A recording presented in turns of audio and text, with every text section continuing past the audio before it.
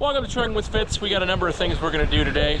We're replacing the bearings, the seal, all that stuff on the through shaft of my Eaton differential. And also we check the overhead. And what else we do? We do something else. I don't remember, but stay tuned, stick around, find out. Good morning, everybody. We already got all the bolts off. Realistically, I could put this plug back in. Where'd my rag? Nothing too abnormal on the drain plug here. It's a diff, so you're gonna have some metal.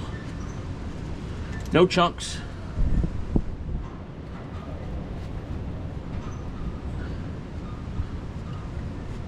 So we're getting really ready to pull this cover, if you're wondering. Guess I wasn't clear what we're doing now, but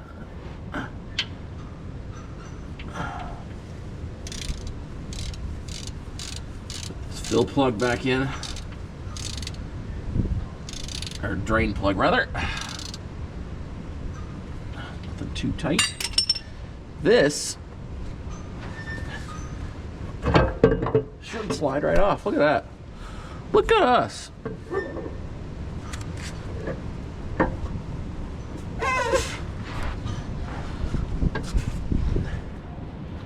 You still there? Yeah, you are. Okay.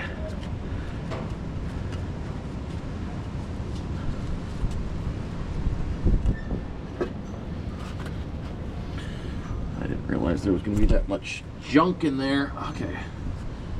What am I going to do here? You can't really see that much at this point now, but have a look at the gearing. I was thinking maybe I could see more. I cannot.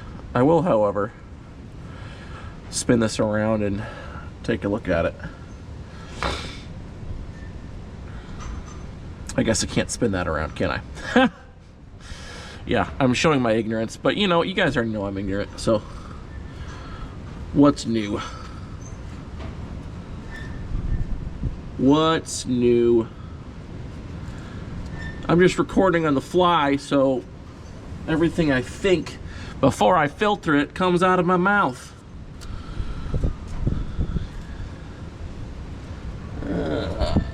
Well, we will inspect that later. For now, I need to drag this out of the truck and see about getting it cleaned up and get my shop press set up, and we will start taking this thing apart. This is interesting. I've replaced this part, but I have not replaced this. If that makes any sense. And it wasn't on an Eaton diff, it was on a Meritor diff. Come on. Come on. Hey guys. Whoops. So I dropped everything. Seal came out easy because I replaced this seal not that long ago. Snap ring was easy. I mean, it's an inside snap ring, I guess you'd call it. Where I just used needle nose here, and came up pretty easy. That through shaft would have come out from the outside, so that's good to know. But the only way to get the race out would have been to cut it out. That's dangerous. So yeah. Where's the other race? One race, two race. This race just sets in there like that. It's hardly even press fit. Does that mean my housing's bad? Okay, now with one hand I can't get it back out.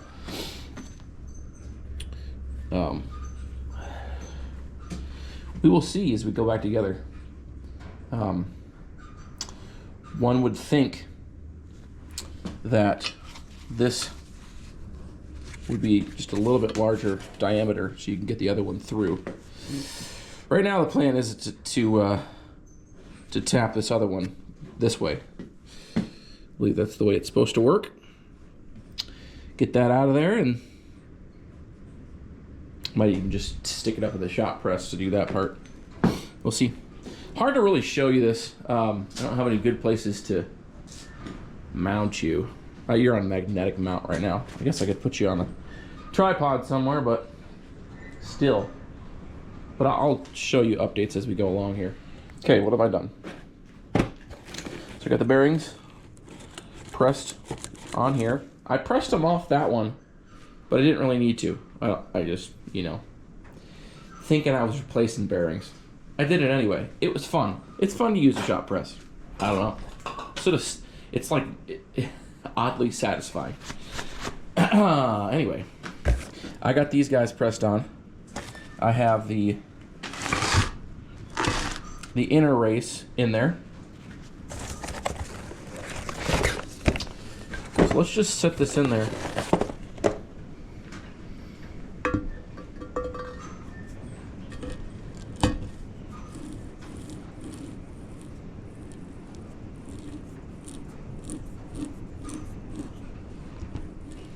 That feels good. I feel like I should put a little bit of gear lube on there. And finish this up. I've already got this thing cleaned up on the back side, so it's ready to go back on there. I think I'm gonna have to do some cleaning in there, but this is really nice. I can do all this on the bench. I'm gonna put the seal on the bench, all that. So let me show you what I'm finding. I don't know if you can picks it up on this camera or not, but it's very minuscule on each one of the parts. But there is a small groove been worked into it. The numbers are worn off of this one, and there's a little bit of groove in there. Same thing in this one. So I think maybe just age. Just enough of wear in there to give a little play. I got this all together as far as what's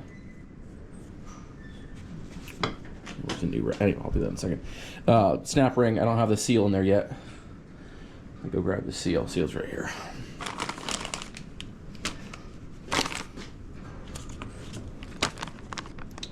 Those are the same seal.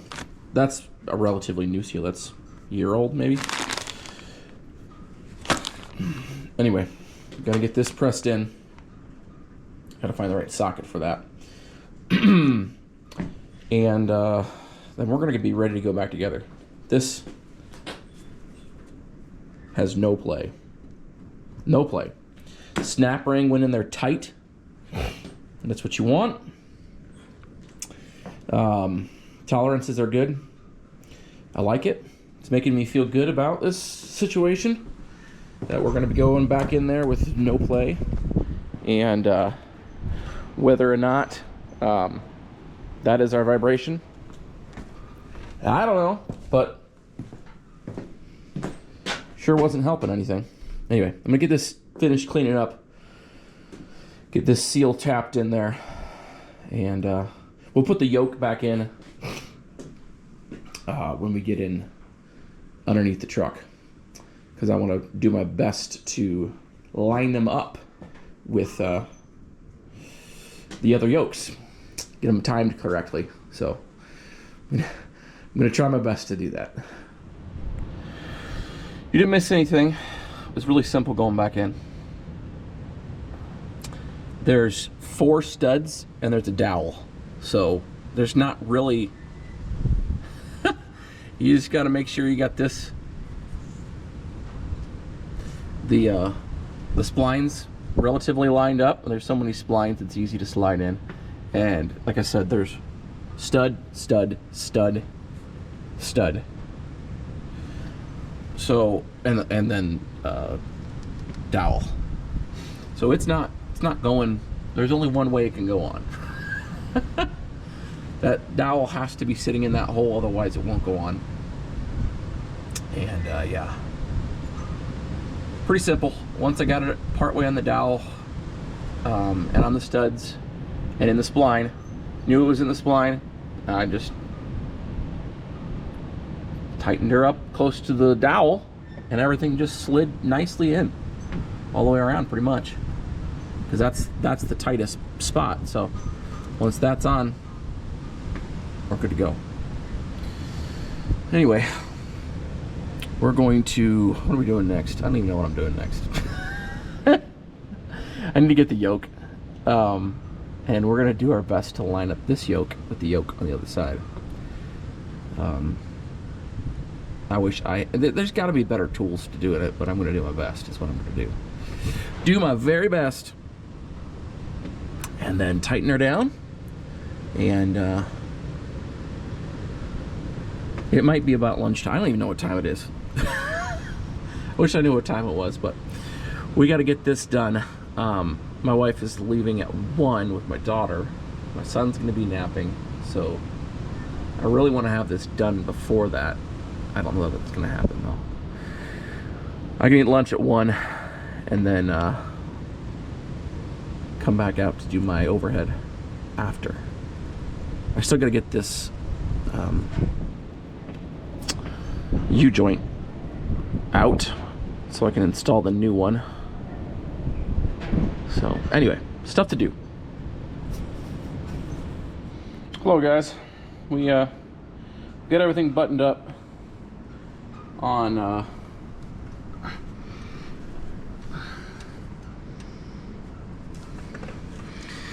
the rear end.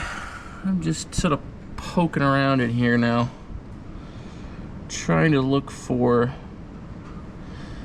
I just got the first valve cover open right now because this is where the sound is coming from. I'm gonna, if I can't find anything in here, I'm gonna keep going backwards, but for now we're just poking around here.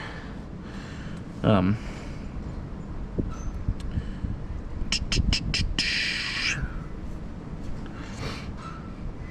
of you guys said a rocker arm foot. I don't see any of those missing. Also gonna poke around up here. Make sure you're not got any weird things going on with the, you guys can't see. I'm looking at the cam and the followers. You know, I'm just gonna turn off the camera here. I just need to poke around, take my time, see if I see anything. I am gonna look closer at, well, everything. If I don't find anything in 1 and 2, I'm gonna open up 3 and 4, and so on, and get to the bottom of this. If I don't end up finding something today, I'm gonna go into shop again and pay them to hook up to ET and check out my injectors. After I go through everything, I possibly am going to do a whole overhead, most likely M. I'm going to do a test with my thermal thermometer on the exhausts, see if I got a dead hole. I don't think I do. It's possible, but that's the first check. Of course, it could pass that and not pass it. Cutout test. Oh, the fun of being an owner-operator. It's not all roses. All right, here we go. Well, we're basically done here. You can't see anything. I got it all buttoned up, back up. I got to tighten one hose clamp. We didn't fix anything. It's not overhead. Confident it's not overhead. I put my hands over the cam and the cam followers. Nothing funny there.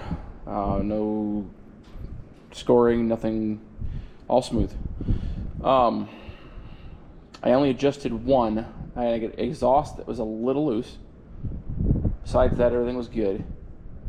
Injectors were good. And then I ran it with the valve covers off, no intake, and the noise wasn't louder. If it was overhead or injector, I would expect it to be louder with the covers off, right? Makes sense. Still louder in the same spot as previous. So that's that off the list. Nothing with the overhead. Pretty sure. 95% sure. Not overhead. Yeah. I am going to take it for a test drive right now. Get it warmed up and see if my vibration's gone. I'll let you know how that turns out. I gotta clean up a little bit here, but that's the plan right now. First is to not foam over. Oh, yep. We'll catch you in a bit. Well, you can't see much anymore. You can see the truck better than me, and that's more important anyway. Took her for a test drive. We did not solve the vibration. It was something that was wrong,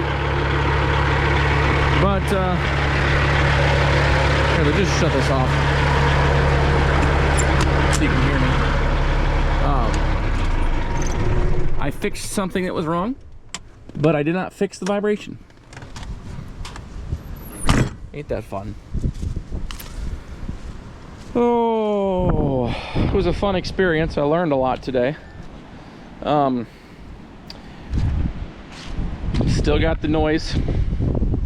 A couple of you guys have commented saying something about the timing gear. Let me just pull this off and ask the question, right? Might as well. I don't have too much time. I'm gonna get hit with rain in a second.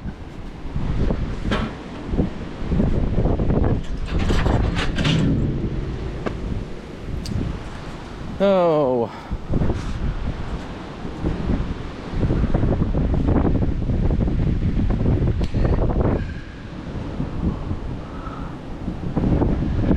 Okay, I was thinking I could get to the peanut cover.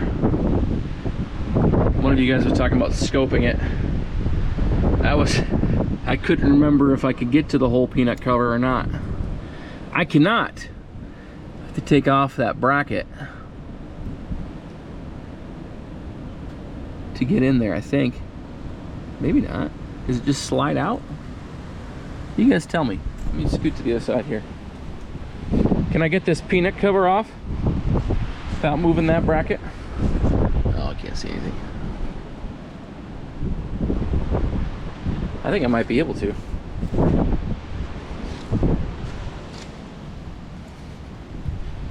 So I can, as long as I can get to the last of the bolts, which I think I can, because it's pop up here. Old people noises.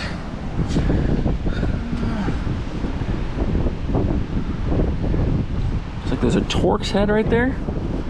2 Torx? Yeah. Yeah. Ooh, is that cracked? That's cracked. Can you see that? Interesting. That's great. Maybe I need a new peanut cover too. That'd be exciting. I do know that these guys are not going to be very torqued down because that is an aluminum case, and that terrifies me. So maybe we'll just pull that peanut cover. Looks like there's some studs here on the bottom. Interesting. That could prove to be a paint. Why would you?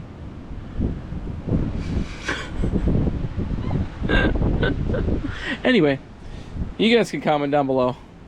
You taking that peanut cover off without anything else coming off? That'd be nice, because then I would be able to get to that timing gear to see if I lost a tooth. It's a good suggestion. The only problem with that suggestion is I can hear it more on this side than I can the far side.